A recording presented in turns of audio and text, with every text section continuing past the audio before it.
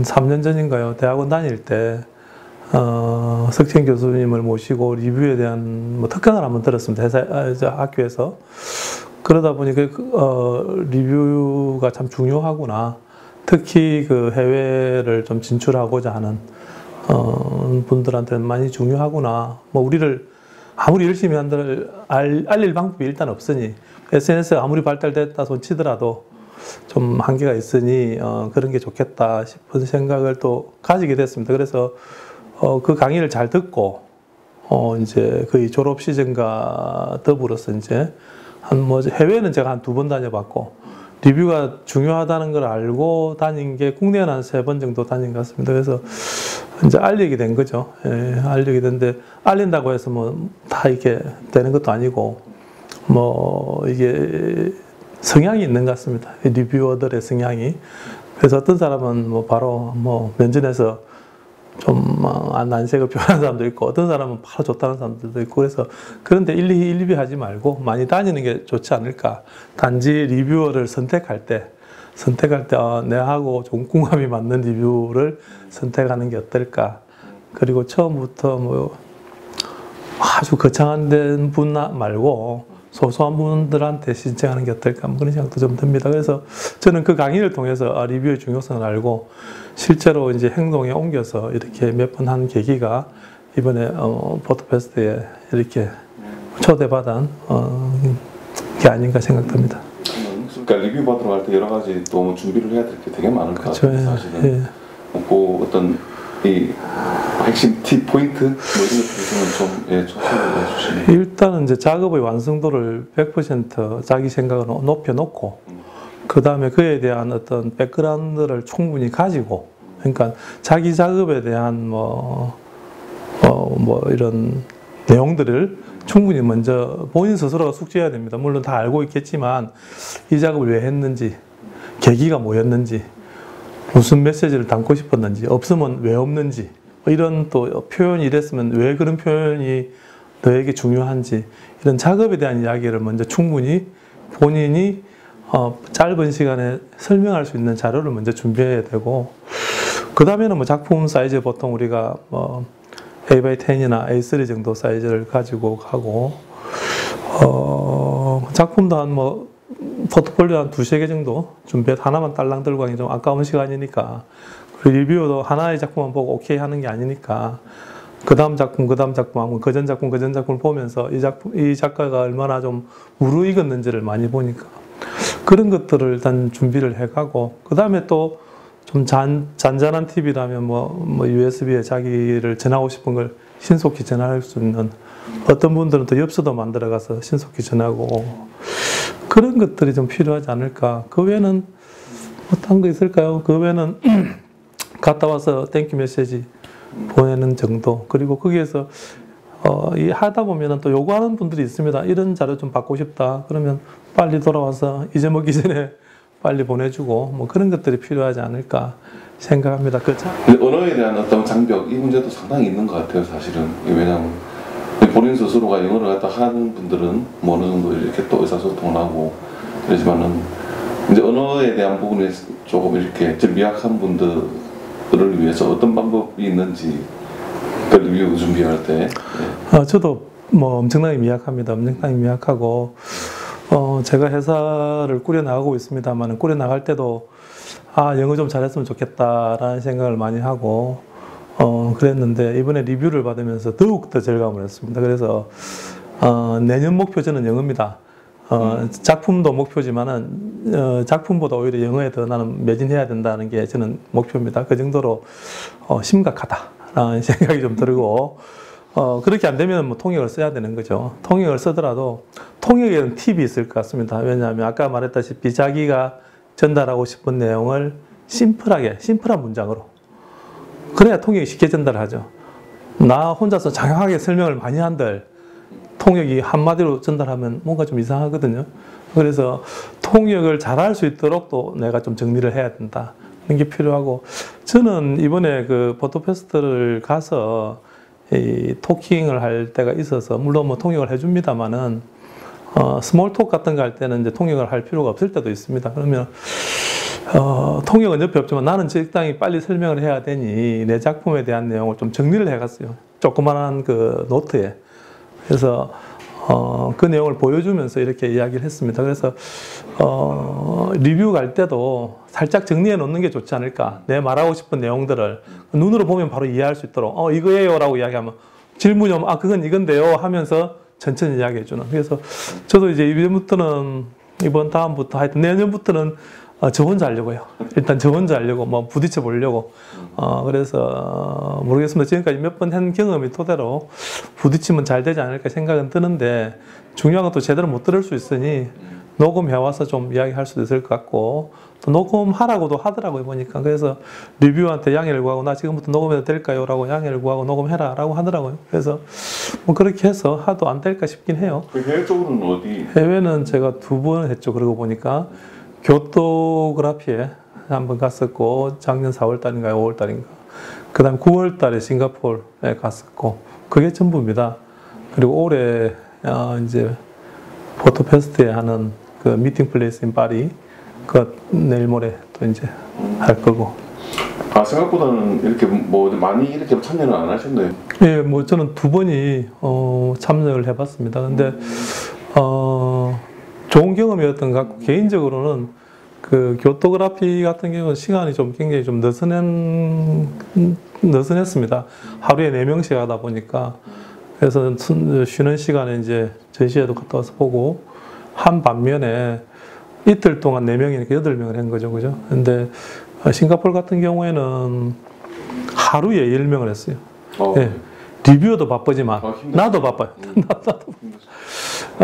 그게 제일 알찼던 것 같습니다. 이번에 휴스턴에 다녀오셨는데 그 스토리에 대한 이야기를 좀 잠시 해주시죠. 3월 달에 처음에 이제 리뷰를 받고 나서 스티븐이 너 대구 비엔날레 왔었냐? 그래서 갔었는데 너를 못 만났다. 했더니 그때 방식이 그랬지 하면서 그래서 마음에 들고 좋으니 초대하면 오겠냐? 그래서 그거 하려고 제가 갔는데 of course 갑니다 했더니 그리고 이제 시간이 지났죠. 지나고 3월 달에 이제 메일이 왔습니다. 이제 니를 초대하는데 와주겠냐 해서 가겠다 하고 3월 달에 그렇게 하고 5월 달에 이제 배구 비엔날레 무슨 심포지엄이었던 것 같습니다. 그때 네. 에반스가 와서 하면서 작품 셀렉션하고 그러고 이제 갔는데 뭐 고맙죠. 저는. 그런데 또 포토페스트라는 게 또 휴스턴의 포토페스트가 포토페스트 중에서는 또 제일 오래되고 근간을 이루고 그래서 제가 뭐 감사하게 참여를 하고 실제로 가보니 포토페스트 조직이 참 탄탄하게 구성이 되어 있구나. 그렇죠. 예, 조직도 구성이 되어 있고 또 받쳐주는 도네이션을 하는 사람들도 탄탄하고 참 효율적으로 모든 게 돌아간다. 그런 걸 많이 느꼈습니다. 그래서 이런 게 좀 있었으면 우리도 좋겠다는 생각을 많이 했는데 얘들은 그럼 왜 이렇게 잘 돌아갈까? 오랫동안 한 사람이 꾸준히 하나의 목표를 가지고 선장이 한 명이죠. 선장이 다음 바통을 이어줄 때까지 꾸준히 그 일을 해나가는 거죠. 저는 그게 힘 같습니다. 그래서 포토페스트 이 저력은 그게 아닌가. 1983년에 설립이 됐던데 그때부터 지금까지 한 40년 가까이 됩니까? 30년 좀 넘는 40년. 그런 기간 동안 꾸준히 해왔다는 그게 아마 힘이 되었던 것 같아요. 처음부터 이렇게 삐까뻔쩍한 그런 게 되지는 않았을 것 같고 전시장을 가서 봤는데 저는 전시장이 삐까뻔쩍할 줄 알았어요. 사실은. 저도 가봤어요. 삐까뻔쩍할 줄 알았는데 아주 소박하게 그렇죠. 벽면을 이용해서 맞아요.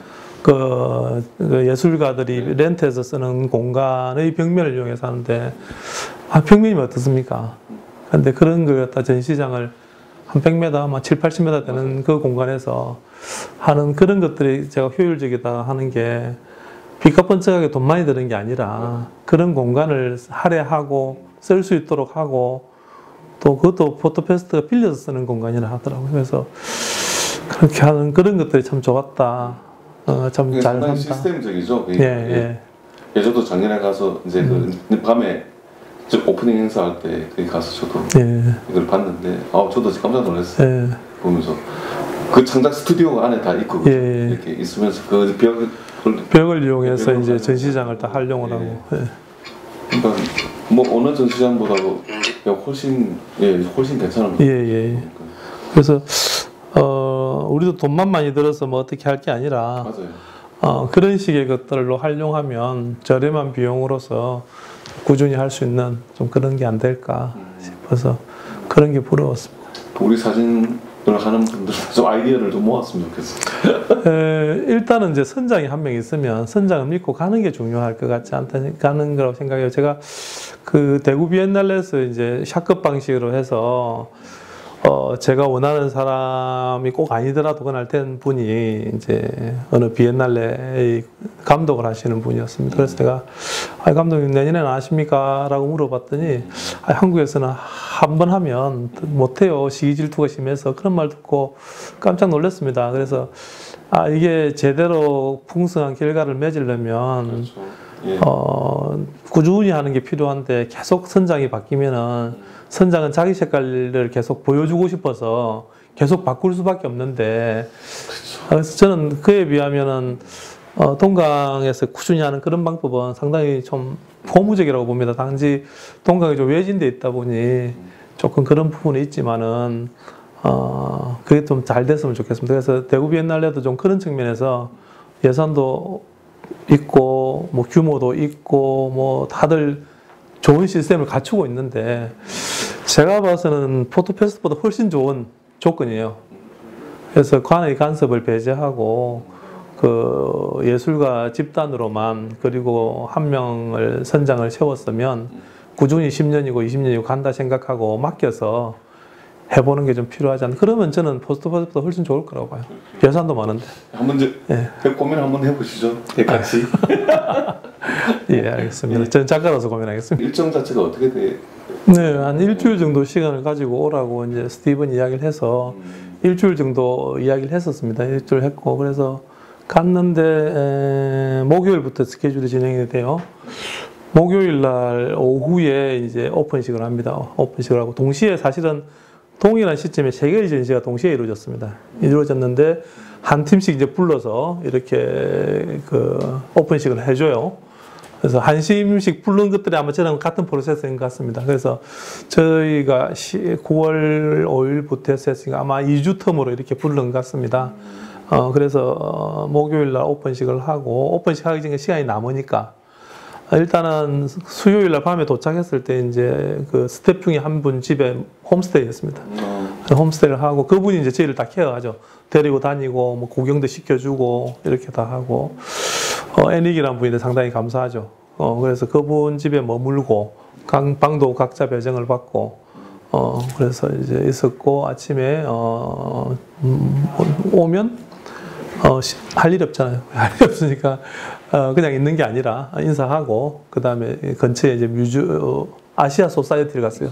아시아 소사이어티 센터에 가서 거기는 아시아들의 예술 관련되는 것만 하는 거라 저희 작품들을 거기 가서 또 이제 소개를 했습니다. 거기 큐레이터한테 소개를 하고 한 30분씩 각자 시간을 할애봐서 소개를 하고 그 다음에 돌아와서 잠 쉬었다가 이제 오픈식 하고 오픈식 할 때는 이제 그 1인당 한 20-30분씩 시간을 할애받아서 작가 토크를 합니다. 설명도 좀 하고 그 다음에 식사를 하고 끝내고 그 다음 날은 이제 학생들이 오더라고요. 학생들이 단체로 이제 옵니다. 단체로 오면 단체로 온 학생들하고 이제 작가 토크를 했습니다. 그래서 그때는 이제 스케줄이 되게 좀 빡빡하시더라고요. 예, 그래서 토크를 하고 또 좀 여유가 또 남으면은 또 미술관 구경 투어 갔다가 오고 그리고 이제 토요일 날에는 이제 뭐 프린트 세일이라고 이야기합니다만은 공식 명칭은 프라이빗 포토그래피 아티스트 뭐 뷰잉인가 이렇게 돼 있어요. 그래서 내 작품을 보여주는 그 행사를 하는데 그거는 이제 스티븐 집에서 이제 했습니다. 그래서 스티븐이 이제 관련되는 아는 사람들을 이제 초대합니다. 초대해서 작품을 보게 하는 거죠. 파티를 가볍게 하고 그래서 그 파티를 하면서 보고 소개하면서 이제 좋으면 뭐 사가기도 하고 그럼 사가면 20%는 더 띱니다. 그쪽에 도네이션으로 뭐 50% 띠라도 주겠지만 네, 그랬습니다. 그래서 그런 행사 과정은 참 뜻깊게 보였습니다. 거기서 이제 웬디하고 프레드릭 그 부부가 와서 봐주고 즐거운 시간을 좀 가졌습니다. 가졌고 그런 행사들이 저는 참 부럽다라는 생각을 했습니다. 그래서 그 콜렉터들이 와서 직접 보고 뭐 좋은 건 자기가 구매하기도 하고 뭐 이렇게 더 즐기다가 외국 작가들하고 인사도 하고 이런 것들이 참 부러웠고 또 뭐 그 다음 날은 스티븐이 또 전시를 했어요. 그래서 조그만한 갤러리에서 전시를 했는데 거기도 구경을 갔습니다. 그래서 나중에 물어봤어, 스티븐한테 개인적으로. 네가 큰 조직의 대장으로서 있는데 네 전시는 참 소박하게 조그만 데서 하는데 어떠냐, 네 기분이.